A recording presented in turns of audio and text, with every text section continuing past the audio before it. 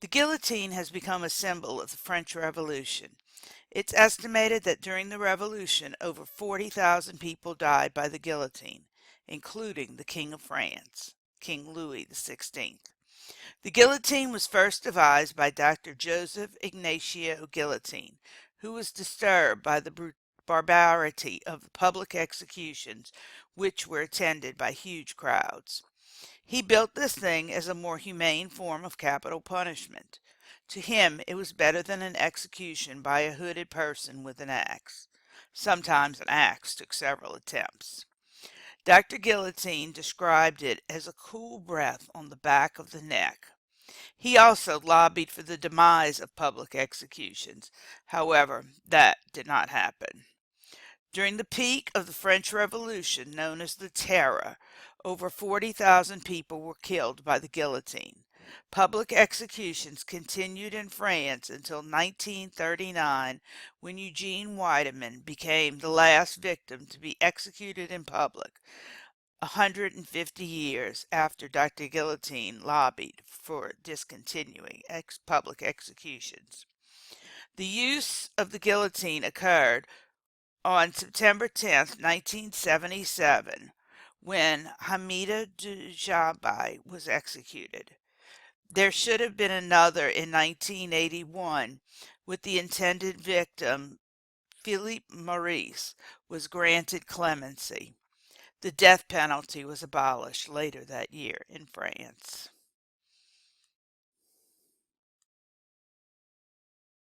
In the 1770s, the social and political system of France, the old regime, remained in place. Under this system, the people of France were divided into three large social classes, or estates.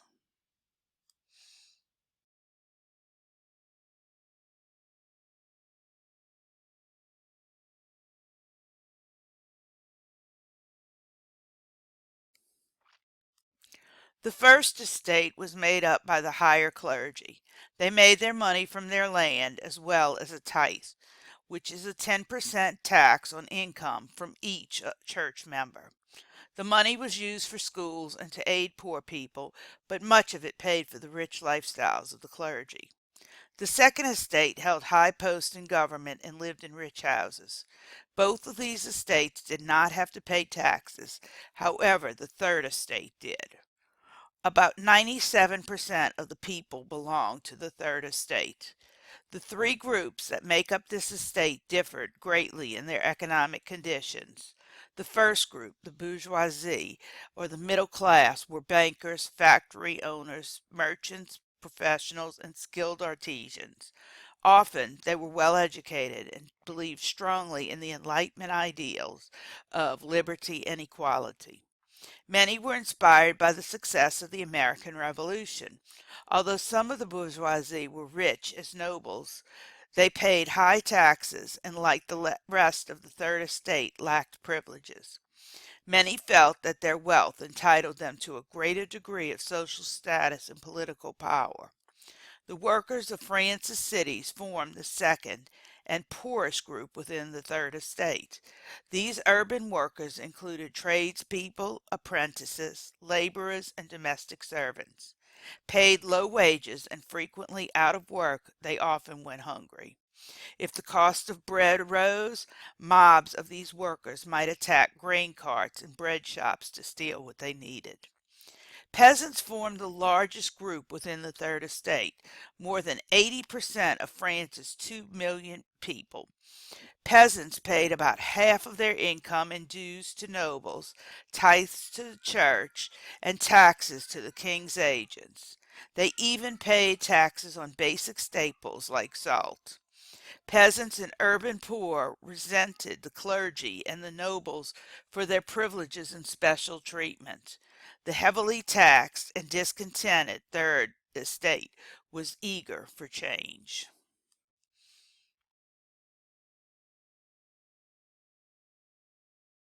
For years, the French government had engaged in deficit spending, that is, a government spending more money than it takes in. Part of the problem was the extravagant spending of Louis XVI and his queen Marie Antoinette. Louis also inherited a considerable debt from previous kings, and he borrowed heavily in order to help the American revolutionaries in their war against Great Britain, France's chief rival. This nearly doubled the government's debt. The government borrowed more and more money. When a country spends more money than it makes and has to borrow, it's called deficit spending. In 1786, when bankers refused to lend the government any more money, Louis faced serious problems. Finally, bad harvests in the late 1780s sent food prices soaring and brought hunger to the poorer peasants and city dwellers. The price of bread doubled in 1789, and many people faced starvation. Louis XVI was indecisive and allowed many matters to drift. He paid little attention to his government advisers and had little patience for the details of governing.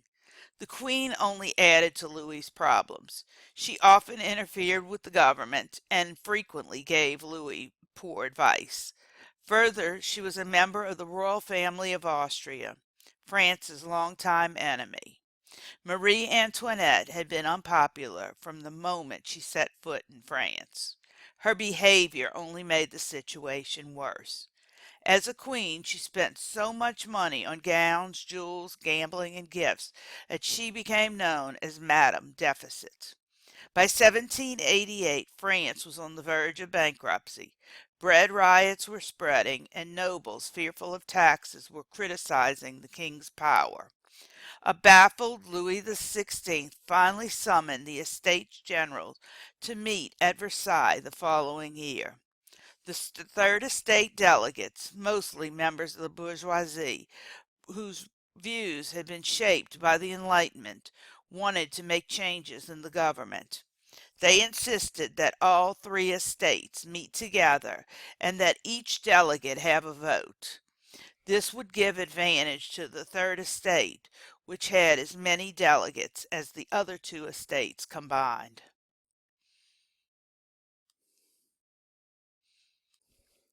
After weeks of stalemate, the delegates of the Third Estate took a daring step. Claiming to represent the people of France, they declared themselves to be the National Assembly. They then invited delegates from the other estates to help them write a constitution, a document that describes the basic rules and laws of government. A few days later, the National Assembly found its meeting hall locked and guarded. Fearing that the king planned to dismiss them, the delegates moved to a nearby indoor tennis court. As curious spectators looked on, the delegates took their famous tennis court oath. They swore never to separate and to meet wherever the circumstances might require until we have established a sound and just constitution. Soon after, nobles and members of the clergy who favored reform joined the Third Estate delegates. In response to these events, Louis stationed his mercenary army of Swiss guards around Versailles.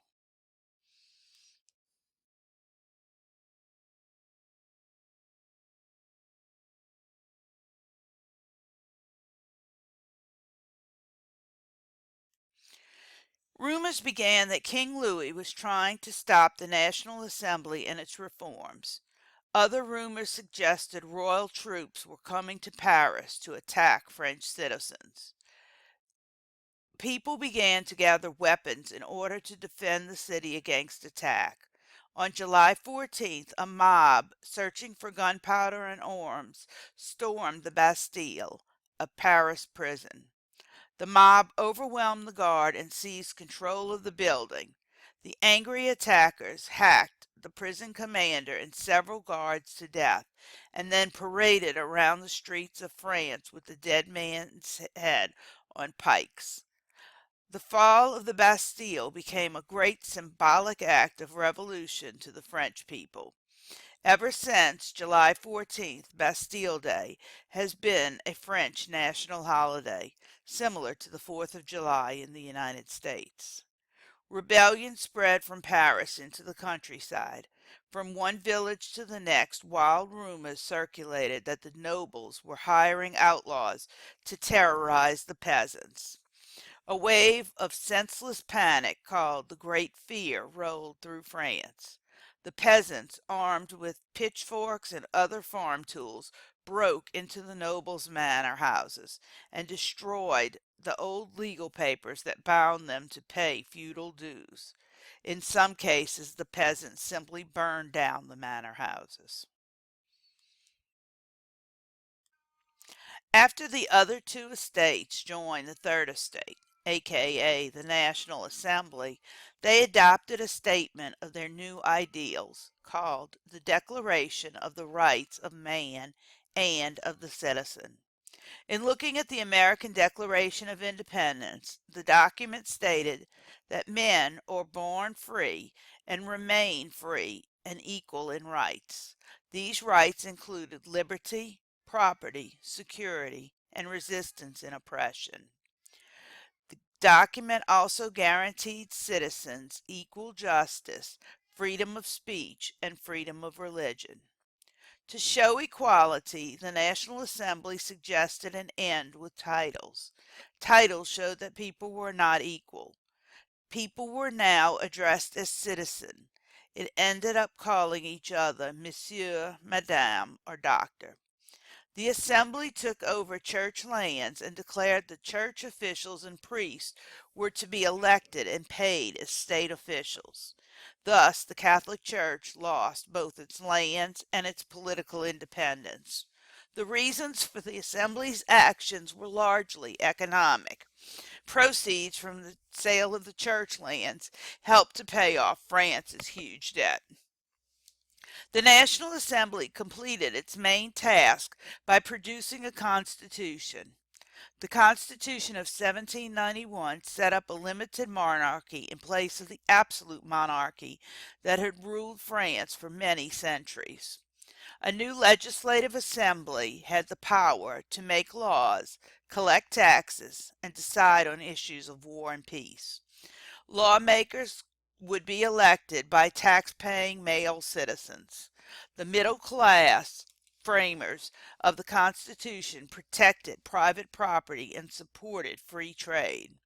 They compensated nobles for land seized by the peasants, abolished guilds, and forbade urban workers to join and organize labor unions.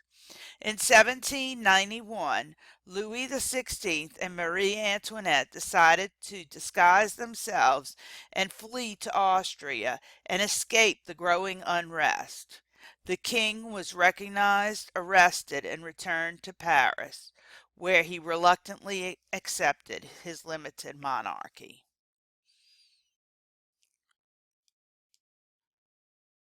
Under pressure from radicals in the streets and among its members, the Legislative Assembly set aside the Constitution of 1791.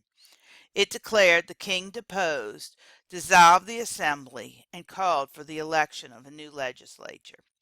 The new governing body, the National Convention, took office on September 21st. It quickly abolished the monarchy and declared France a republic. Adult men citizens were granted the right to vote and hold office. Despite the important part they had already played in the French Revolution, women were not given the vote. During the early months of the Republic, the convention also put Louis XVI on trial as a traitor to France.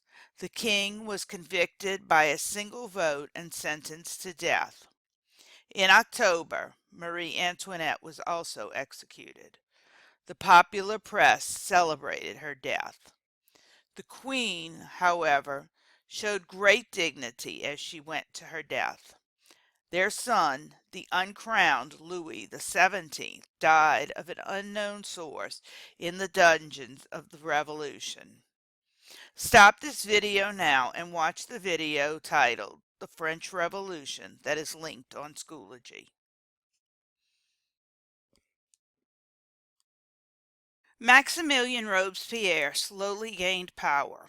Robespierre and his supporters set out to build a republic of virtue by wiping out every trace of France's past. They changed the calendar, dividing it into 12 months of 30 days and renaming each month.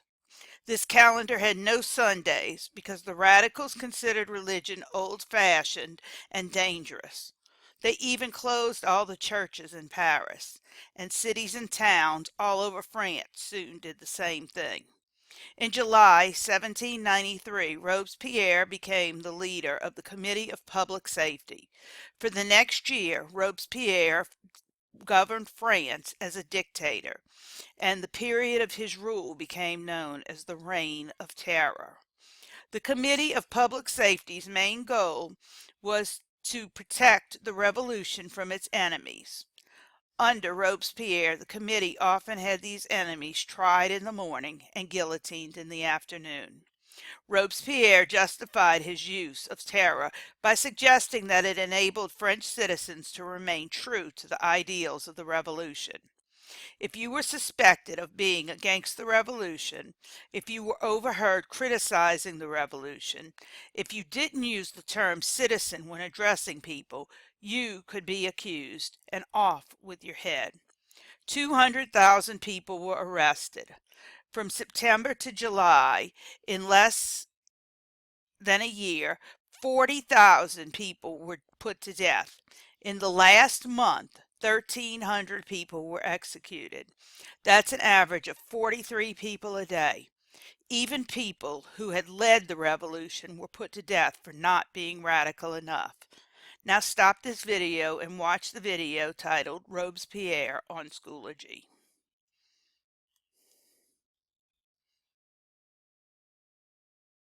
Finally, the Reign of Terror came to an end when the government turned on Maximilien Robespierre. He and his close supporters were tried for treason themselves and were put to death by the guillotine. In reaction to the terror, the revolution entered a third stage. Moving away from the excesses of the convention, moderates produced another constitution, the third since 1789. The Constitution of 1795 set up a 5-man directory and a 2-house council legislature elected by the male citizens who were property owners. Monarchs and nobles in many European countries who watched France were scared. They feared that similar revolts might break out in their own countries. France believed its Enlightenment ideas should be spread to the other monarchies. As a result, some countries took action. When Austria and Prussia urged the French to restore Louis as an absolute monarch, the Legislative Assembly responded by declaring war in April of 1792. Early in 1793, Great Britain, Holland, and Spain joined Prussia and Austria against France. But France was hurting. The new government, the Directory, was very weak and corrupt. All of France's enemies threatened them from all directions. Bad harvests reappeared every few years. People were hungry. The treasury was empty, and different political factions, such as royalists wanting the brother of the king to return from exile, made further rioting and revolutions a constant threat. Somebody had to do something, and somebody did. Along came an emperor, Napoleon. Napoleon Bonaparte was kind of short.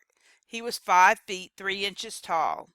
However, he would become to be recognized as one of the world's greatest military geniuses, along with Alexander the Great of Macedonia, Hannibal of Carthage, and Julius Caesar of Rome.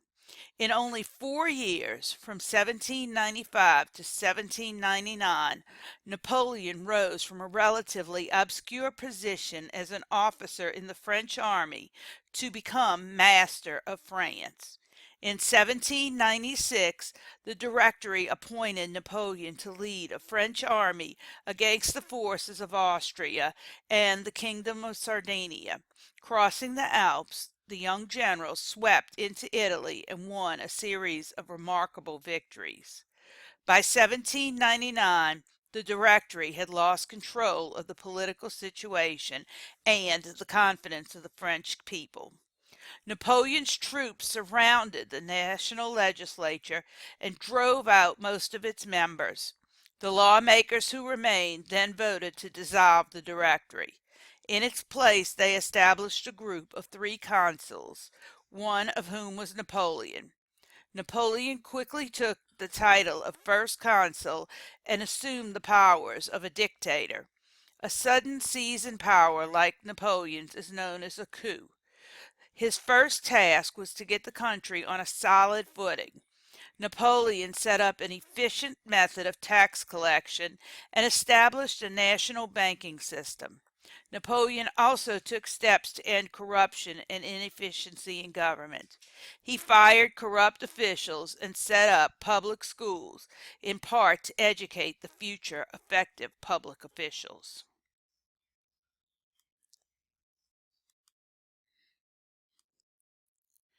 In 1804, Napoleon decided to make himself emperor, and the French voters supported him. On December 2nd, 1804, dressed in a splendid robe of purple velvet, Napoleon walked down the long aisle of Notre Dame Cathedral in Paris. The Pope waited for him with a glittering crown. As thousands watched, the new emperor took the crown from the Pope and placed it on his own head. With this gesture, Napoleon signaled that he was more powerful than the Church, which had traditionally crowned the rulers of France. Napoleon had already annexed the Austrian Netherlands and parts of Italy to France and set up a puppet government in Switzerland. Now he looked to expand his influence further. Fearful of his ambitions, the British persuaded Russia, Austria, and Sweden to join them against France. Napoleon met this challenge with his usual boldness. In a series of brilliant battles, he crushed the opposition. The commanders of the enemy armies could never predict his next move and often took heavy losses.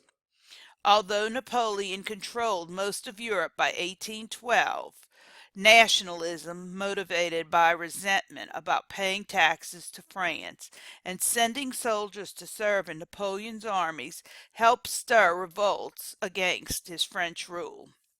In 1812, the Spaniards, with the aid of British troops, overthrew their French occupiers and reinstated their old king under a system of limited monarchy. Soon Prussia joined in the revolt against Napoleon. Russia decided to join the movement against Napoleon also. Napoleon assembled an army of 600,000 soldiers to take on the Russians. The Russians, however, adopted a scorched earth policy. He gets as far as Moscow, but the entire city is burned down. His troops didn't have any shelter in the harsh winter. Despite the harsh Russian winter, Napoleon delayed before ordering a retreat. The weakened French troops finally did withdraw. The Russians attacked them. When it was all over, 400,000 of Napoleon's troops were dead of battle wounds, starvation, and freezing to death.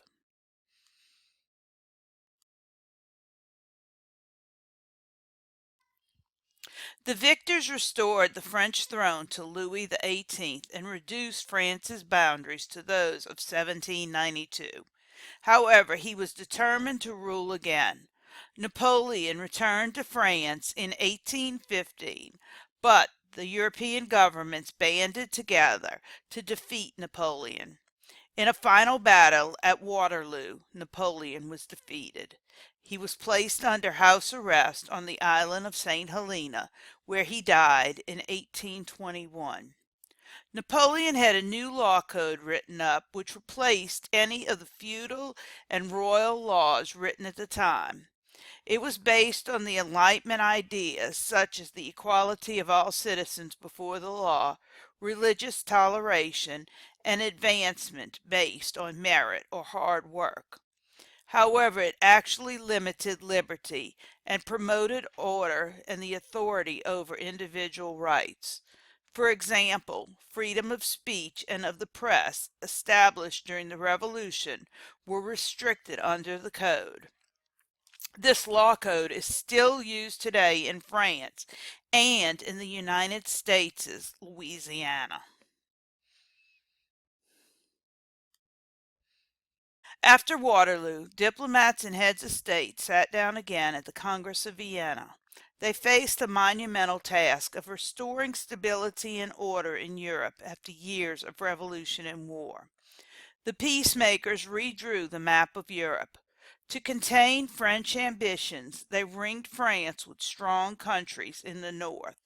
They added Belgium and Luxembourg to Holland to create the Kingdom of the Netherlands. To prevent French expansion eastward, they gave Prussia lands along the Rhine River. They also allowed Austria to reassert control over northern Italy. This policy of containment proved fairly successful in maintaining the peace. The Congress of Vienna promoted the principle of legitimacy, restoring hereditary monarchies that the French Revolution or Napoleon had unseated.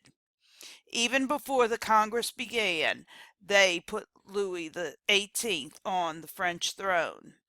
Later, they restored legitimate monarchs in Portugal, Spain, and the Italian states. They redrew national boundaries without any concern for national cultures. In Germany, they created a loosely organized German confederation with Austria as its official head. But many Germans who had battled Napoleon were already dreaming of a strong, united German nation.